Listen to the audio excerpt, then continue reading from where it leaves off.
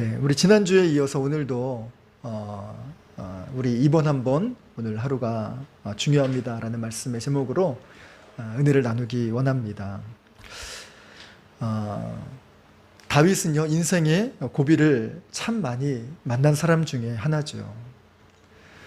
그런데 좀 이런 의아함이 생기지 않으세요? 다윗은 어떻게 이런 위기를 만날 때마다 어떻게 잘 이렇게 견딜 수 있었을까? 잘 이길 수 있었을까? 라는 그런 고민과 또 궁금증이 생긴다면 정말 믿음이 성장할 수 있는, 또 믿음의 그런 궁금증을 가진 성도들이 정말 더 많이 말씀이 깊이 새겨지고 또 믿음의 성장에 그런 소망이 더 큰 줄 믿습니다. 저도 이 말씀을 묵상하면서 어떻게 그렇게 할 수 있을까라는 묵상을 참 많이 했는데요. 그러한 의미에서 이 시편 34편은 그러한 내용이 잘 담겨져 있는 구절이지요. 그런데 이것을 잘 보면 다윗의 찬양의 소리도 나오고 기뻐하는 그런 모습들이 많이 나오는데, 잘 모르는 분이 이 34편의 말씀을 읽으면 야, 다윗이 이제 왕이 되나 보다, 다윗이 이제 정말 최종 승리를 얻었나 보다 라고 생각할 수 있습니다. 그런데 지난주에 살펴본 것처럼 이 34편은 다윗의 광야 시절이 처음 시작되는 관문과 같은 사건을 만납니다. 그 말은 무슨 말이냐? 이 어려움이 다 끝난 것이 아니라 처음 광야로 입문하는 그 첫 단계에서 했던 고백이라는 것이지요. 그렇다고 용두삼이처럼 처음만 이렇게 뜨겁고 또 찬양을 하고 감사했느냐 하면 그렇지 않습니다.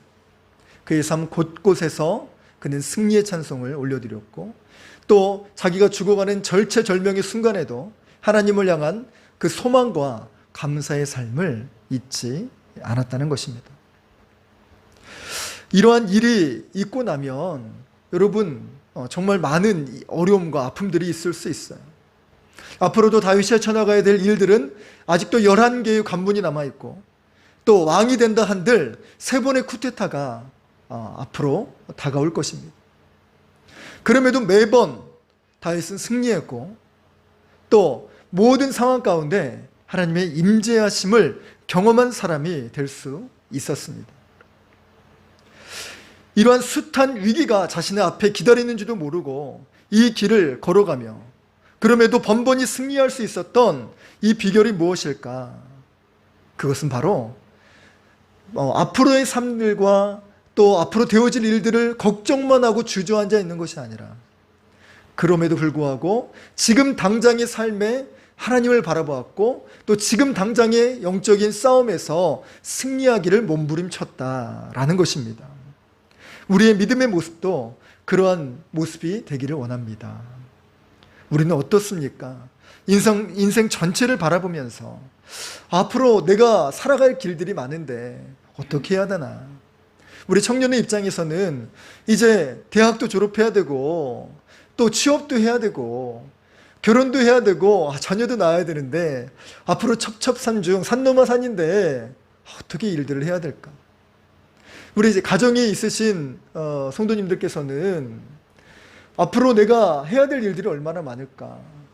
직장에서 내가 퇴직을 하면 어떡하지? 자녀는 어떻게 다 건사하며, 또 내가 병들면 어떡하나? 이런 아직도 되어지지 않은 일들 때문에 힘들어하죠. 여러 가지 상황들이 있을 것 같아요. 각 가정의 상황.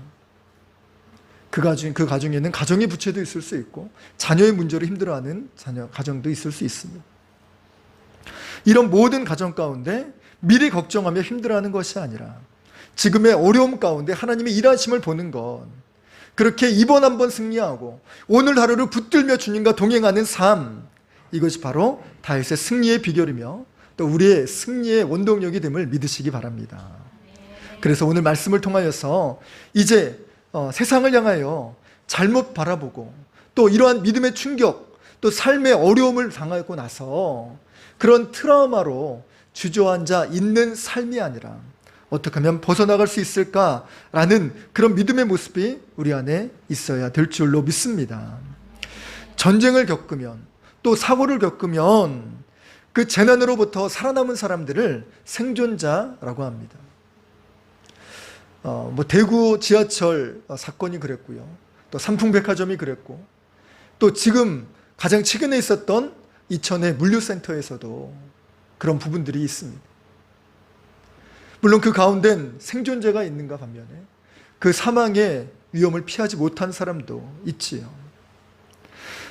또 세월의 사건도 마찬가지입니다. 이 모든 사건들을 통하여서 살아남은 사람들, 그 사람들이 증언이 때로는 기록이 되고 또 범인을 잡기도 하죠.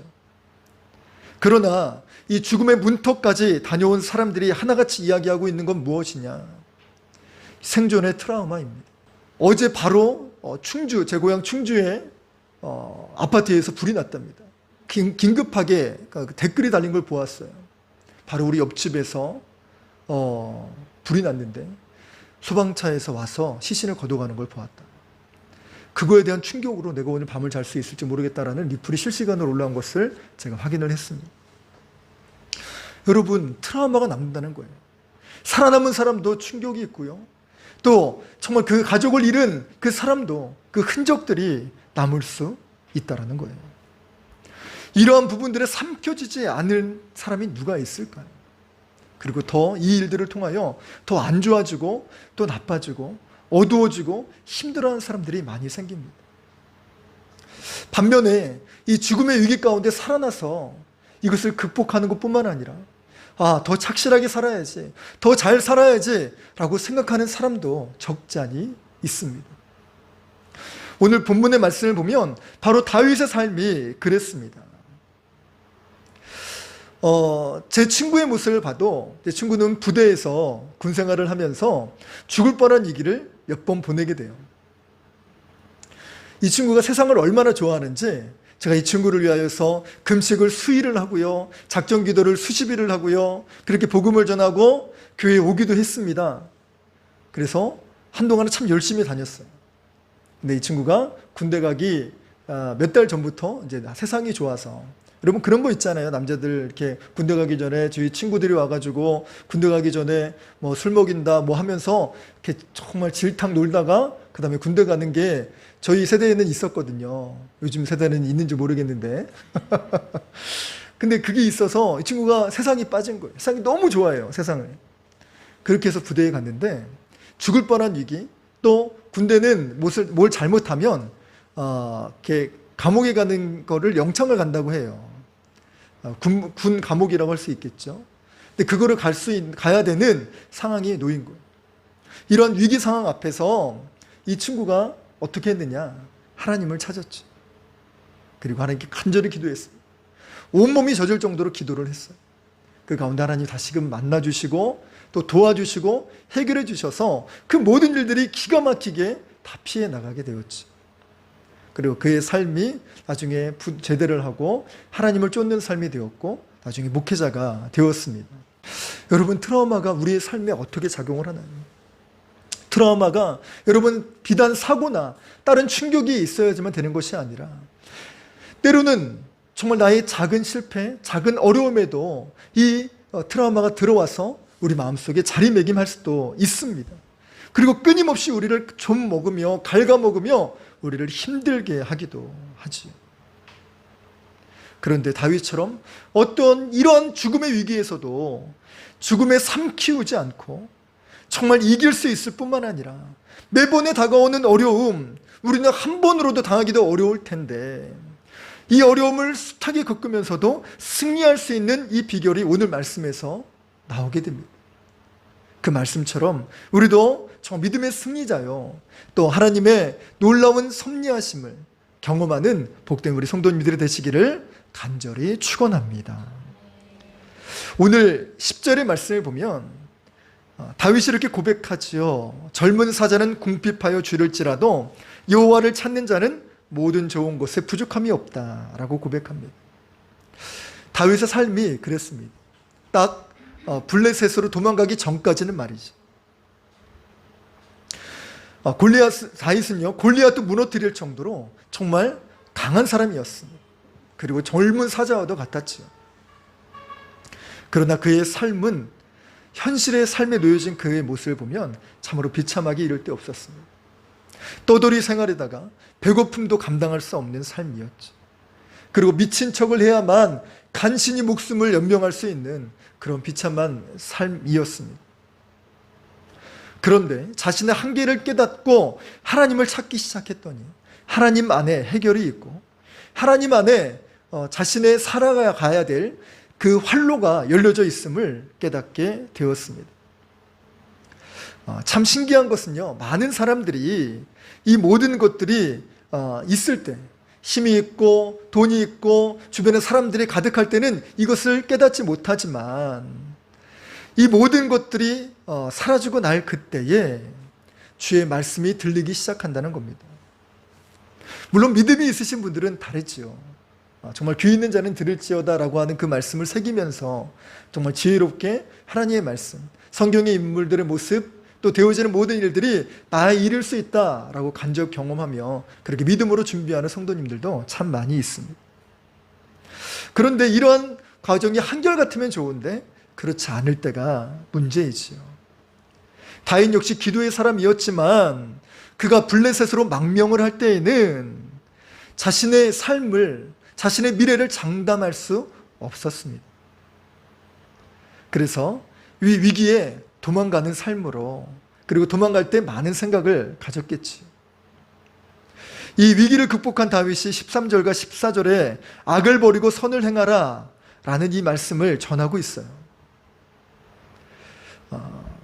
이 부분들이 좀 해석을 좀 설명을 드린다면 혀를 악에서 금하고 거짓말을 금하라 라고 하는 것은, 이 혀를 금하다는 것은 말을 삼가는 것을 이야기해요.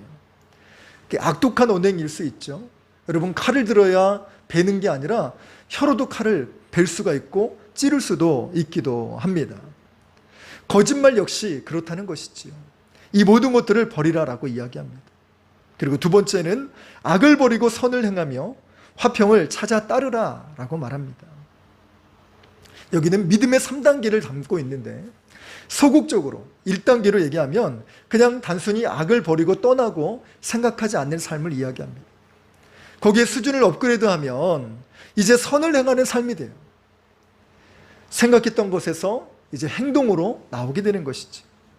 그리고 3단계는 이것이 나에게만 국한된 행동이 아니라 주변 사람들까지도 유익을 끼치는 그런 화평을 전하는 삶, 화목하게 하는 주의 도구로 쓰임받게 된다는 것입니다.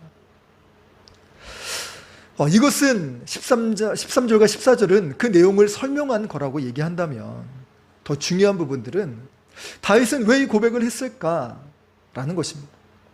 말씀드린 바와 같이 이 시편 34편은 성경엔 아비가일로부터 도망갔다라고 되어져 있는데, 이러한 똑같은 병행 구절인 사무엘상 21장의 말씀을 보면 아기스 왕에서부터, 즉 블레셋의 가드 왕에서 벗어나는 것을 이야기해요.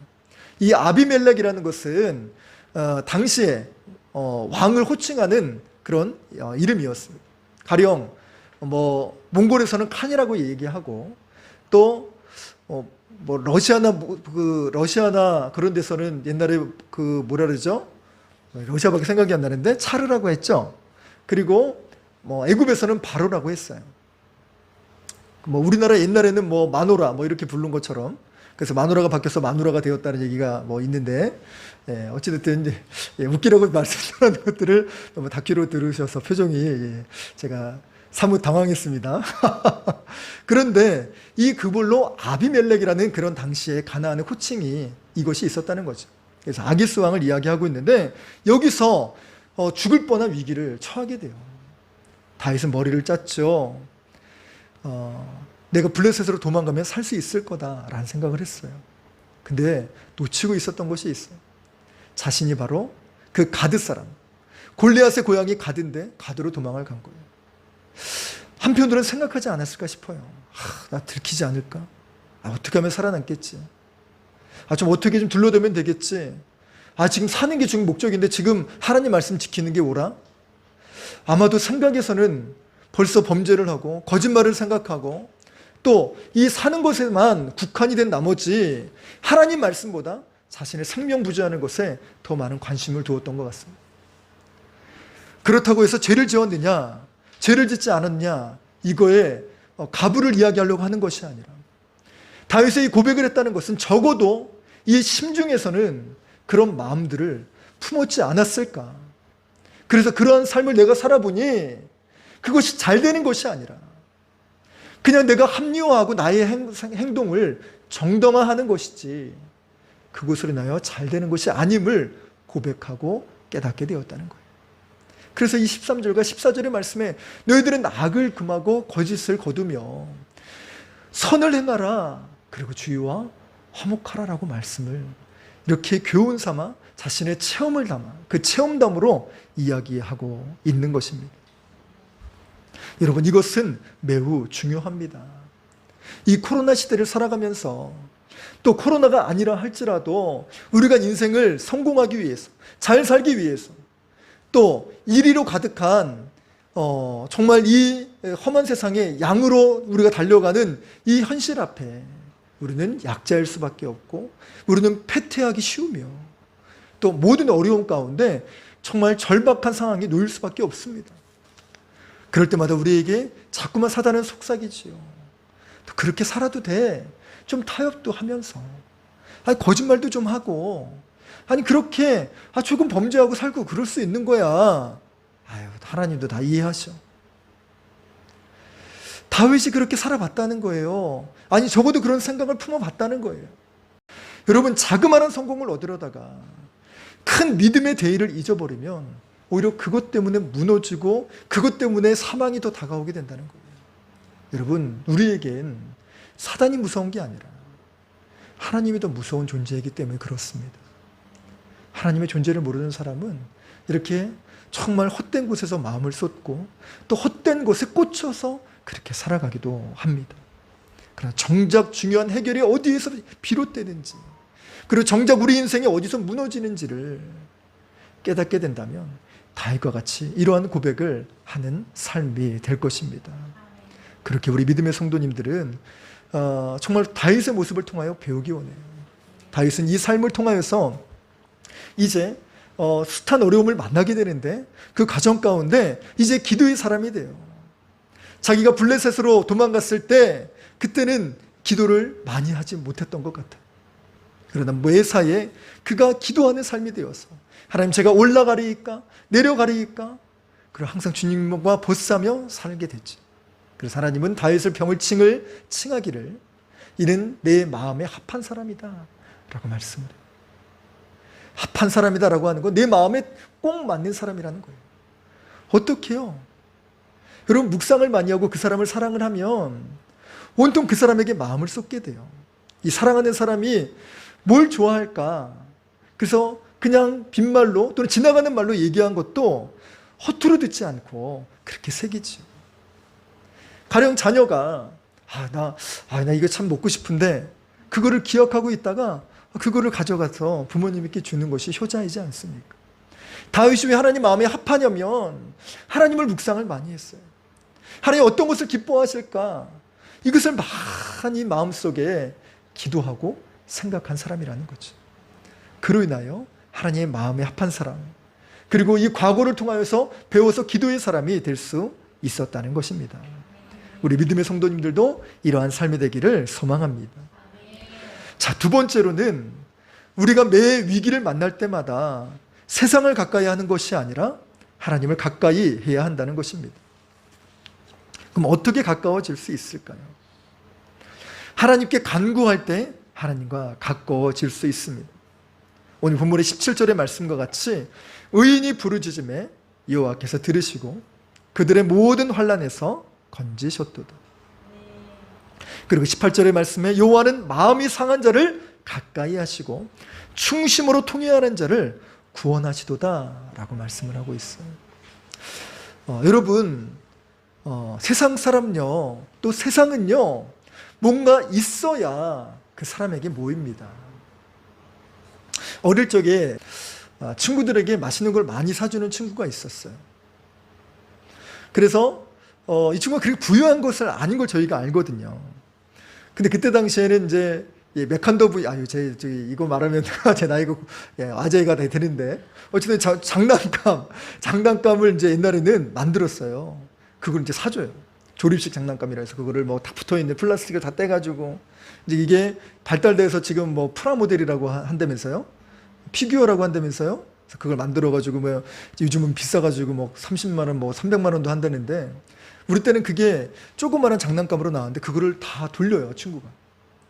그래서 왜 돌리나? 야, 얘 참 대단하다 라고 했는데 그가 이제 친구가 없었어. 친구 사귀려고. 그래서 어떻게 돈이 났나 봤더니 예, 집에서 어머니 저기 지갑에 또 손대가지고 그렇게 해서 뒤지게 맞았어요. 그 친구 나중에 걸려가지고. 예. 여러분, 세상 사람들은 뭔가 있어야지 친해진다고 생각해요. 그리고 여러분 지금을 봐도 그래요. 부유하고 있고 매력 있고 뭐 유머가 있으며 뭔가 정말 있는 사람, 배울 점이 있는 사람들을 가까이 두려워하지, 그렇지 않은 사람들을 가까이 두려워하지 않는 게 세상의 풍토이지요. 그런데 여러분, 하나님은 그렇지 않으시다는 거예요. 오히려 마음이 상한 자를, 또 정말 마음에 상처가 있는 자를, 도움이 필요한 사람을 하나님은 가까이 두신다는 것이. 하나님 여기서 더 나아가서 충심으로 통회하는 자를 찾으시고 위로하시며 구원해 주신다라고 기록합니다. 여러분, 인생을 살다 보면 누구나도 다 그렇잖아요. 흑역사가 있고 또 찌질한 순간들이 있잖아요. 예, 우리 교회 집사님 이렇게 어깨를 들썩이시며 웃으시는 것은 그런 모습이 있으셨기 때문에, 그게 생각이 났기 때문에 그렇잖아요. 저도 마찬가지였습니다. 이렇게 앞에서 멀쩡하게 말씀을 전하는 것처럼 보였지만 저도 예전에 참 흑역사가 있었고 어둠의 시간들이 있었습니다. 그럴 때요, 정말 내 인생에 누가 나에게 찾아와서 정말 나랑 결혼하려고 할까, 이런 고민까지도 했던 적이 있었다니까요. 예. 지금은 결혼을 해가지고 정말 세 자녀를 낳고 그렇게 알콩달콩 잘 살고 있습니다. 그런데요, 진짜 저는 이 말씀이 너무 큰 은혜가 되었어요. 하나님은 정말 상한 자를 가까이 하시나? 그럼 나도 정말 주님이 외면하지 않으시나요? 다른 사람들은 나를 무시하고 또 나를 떠나가려고 하는 그런 불안감이 있는데 주님은 안 그러신다고요? 이 말씀이 저에게 정말 그 흑역사의 삶 가운데 얼마나 힘이 되고 든든했는지 모릅니다. 그런데 하나님은 구원이라고 말씀을 하셨는데 여기서 말하는 구원은 천국만 가는 구원이 아닙니다. 구약시대에는 아직 예수 그리스도께서 오시기 전의 모습이기 때문에 구약에서의 구원은 어려움, 위기, 또 힘듦의 삶 가운데 건져주시고 해결해 주신다라는 의미가 담겨져 있습니다. 여러분, 하나님께서 우리의 상한 심정을 만지시고 돌보시사 이 모든 어려움에서 하나님 이기게 하시고 건져내어 주신다는 것이. 여러분, 사람 앞에 후회하거나 사람 앞에 눈물 흘리거나 사람 앞에 뉘우치는 것은요, 어떻게 보면 정말 그 이상 그 이하도 아니게 되지요. 그러나 하나님 앞에서 눈물 흘리고 뉘우치고 통회하고 회개한다면 그것은 정말 하나님 너무 기뻐하셔서 우리를 가까이 두실 뿐만 아니라 우리를 건져주시는데 구원에 이르게 하신다는 것이에요. 그래서 여러분, 이게 너무나도 중요하지요. 혹 내가 이번 한 번은 어떻게 잘 버티고 견뎌서 이겨냈는데 앞으로도 남겨진 이 어려움과 힘듦 때문에 나 어떻게 해야 되지? 라는 계속된 절망에, 계속된 어려움이 다가오는 이 문제 앞에 낙심하시는 분이 계십니까? 또 이번 한 번에는 이기지 못해서 눈물로 그렇게 삶을 보내시는 분이 계십니까? 오늘 말씀을 기억하시기 바랍니다. 하나님께서 우리의 상한 심령을 정말 주님께서 보시고 더욱 가까이 찾아오십니다. 그리고 우리의 죄가 생각나고 이것을 주님 앞에 통회하기만 하면 하나님은 받아주시는 것을 뛰어넘어 이 어두움과 죄악에서 우리를 건져주실 것입니다. 그리고 마지막으로 하나님을 신뢰하는 인생을 살아야 된다는 것이지요. 19절의 말씀에 의인은 고난이 많다고 합니다. 이 말씀은 조금은 받아들이기 어려운 구절이기도 하죠. 내게는 좀 없었으면 좋을 고난. 또 로마서 3장 10절의 말씀에 의인은 없나니 하나도 없다고 하셨는데 저는 하나님 의인이 아니잖아요. 그런데도 저보고 의인이라고 말씀하시고 고난이 많을 거라고 얘기하신다면 저는 이거를 감당하기 어렵습니다 라는 것이 우리의 솔직한 속내 아니겠습니까? 그런데 우리를 의인이라고 하나님 말씀을 하세요. 어떻게요? 예수 그리스도의 보혈로 우리는 단박에 의롭게 된 사람들이기 때문에 그렇습니다. 또 우리가 의인이라는 이 정말 칭호를 얻어서 고난이 많이 생기는 이유는 하나님이 살아계실 뿐만 아니라 사단의 방해가 명확히 존재하기 때문에 그렇습니다. 사단은요, 어떻게든 예수 믿어 구원받는 것을 싫어해요. 방해합니다. 어제 뉴스를 보니까 어느 중국 남자 재벌이 있었는데 SNS 유명한 인플루언서라고 하는 그 여자에게 고백을 했는가 봅니다. 근데 실패를 했대요. 그래서 그런 얘기가 요즘 애들 있다면서요. 내가 갖지 못하면 망가뜨린다? 이런 끔찍한 얘기가 있는데 그 재벌이 그렇게 했대요. 이 여자를 인생을 망가뜨리려고 온갖 방법을 동원해서 이 사람을 힘들게 했다라는 얘기를 들어요. 그 사람이 사단이라는 얘기가 아니라 그냥 예를 든다면 여러분, 사단은 이미 끝난 사람? 끝난 존재입니다. 천국에 갈 수도 없고 하나님께 얘는 정말 너희 인생은 끝났어라고 화인받은 사람입니다. 그런 존재가 자기는 기회가 끝났으니 어떻게든 하나님의 사람을 천국 가지 못하도록 타락시키게 하고 물귀신 작전으로 같이 끌어내리려고 하는 것이 이 사단의 속성이죠. 이럴 때마다 여러분, 우리도 그런 경험을 하지 않았어요? 하나님을 믿으려고 할 때 더 좋은 일이 생겨야 되는데 반대로 더 안 좋은 일이 생길 때가 있어요. 제가 이제 청년 때 전도를 참 많이 해서 전도한 친구 중에 하나가 그가 힘들고 어려웠다고 해서 복음을 전하고 하나님이 당신 가운데 있으면 이 모든 어려움을 함께 해주세요. 어려움을 이기게 하세요. 그래서 데리고 왔어요. 이 친구가 정말 기도해서 진짜 인격적으로 하나님을 만났어요. 삶이 변화되고 표정이 바뀌고 너무 기쁨 충만한 생활을 하게 됐어요. 근데 여기까지 하면 좋은데 그 다음부터 막 문제가 쏟아지기 시작하는데 제가 봐도 어떻게 이러실 수가 있지? 정말 너무 불쌍한 거예요. 그리고 그 친구가 저한테 얘기하는 겁니다. 영훈아, 왜 하나님을 믿으면 더 좋아야 되는데 왜 내 삶은 더 힘들어? 진짜 제가 어린 나이 때 그때는 신학을 배우지도 않고 하나님 말씀을 깊이 모를 때라 뭐라고 얘기할 게 없더라고요. 그래서 그 막연하게 뭐 어떻게 하면 되겠지, 지금 아니야, 뭐 별 얘기를 다 해주고 싶었지만 그때는 저에게는 아무 말도 하지 못했어. 그냥 한마디, 기도할게, 이 기름을 주실 거야, 지금은 과정일 거야 라고 이야기를 했죠. 그 친구가 그래서 그 과정들을 이기지 못해서 잠깐 떠났다가 다시 물론 돌아오긴 했는데 여러분, 정말 하나님 믿으면 더 좋은 일이 안 생길 수도 있어요. 말씀드렸잖아요. 사단은요, 어떻게든 하나님의 사람을 믿지 못하도록, 구원의 백성 되지 못하도록 막는 게 사단의 어떻게 보면 사명일 수 있어요. 그 사단의 일들에 우리가 넘어지고 거기서 절망하면 안 된다는 것이지요. 그런데 여러분, 너무 두려워하지 않을 것은 오늘 본문의 말씀에 뭐라고 되어져 있느냐, 하나님은 이 모든 고난이 우리를 쓰러지고 넘어지지 않게 하신다는 거예요. 본문의 말씀에 하나님은 이 고난으로부터, 모든 고난으로부터, 그냥 고난도 아니고 모든 고난에서 우리를 건지시마 약속하셨다는 거예요. 여러분, 행여 우리가 이 고난과 힘듦으로 정말 버겁다고 한다면 이것에 정말 너무 집중하거나 이것에 너무 묵상하지 마시기 바랍니다. 고난은 결단코 쉬운 일은 아니지만 이번 한번 오늘의 삶에 우리가 승리할 수 있는 비결은 하나님을 신뢰하는 거예요. 하나님이 지금도 도와주실 거야.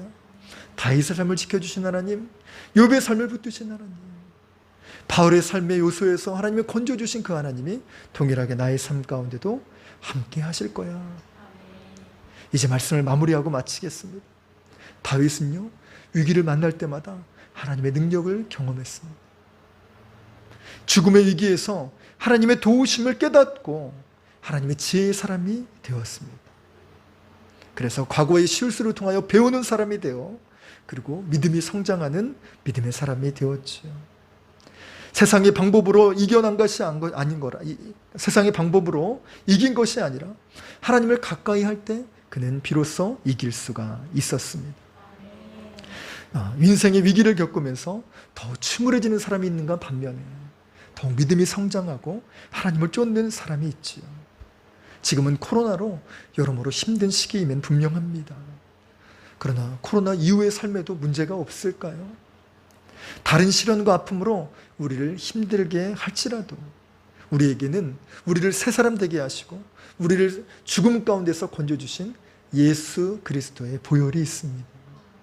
산 넘어 산 같은 우리의 삶의 어려움마다 미리 걱정하고 미리 힘들어하는 삶이 아니라 이번 한 번 오늘 하루도 하나님의 도우심을 힘입어 다윗처럼 그렇게 매번 승리함으로 결국 인생의 성공자가 되고 승리자가 되는 우리 히스토리 교회 전 성도님들이 되시길 주 예수 그리스도의 이름으로 간절히 축원합니다.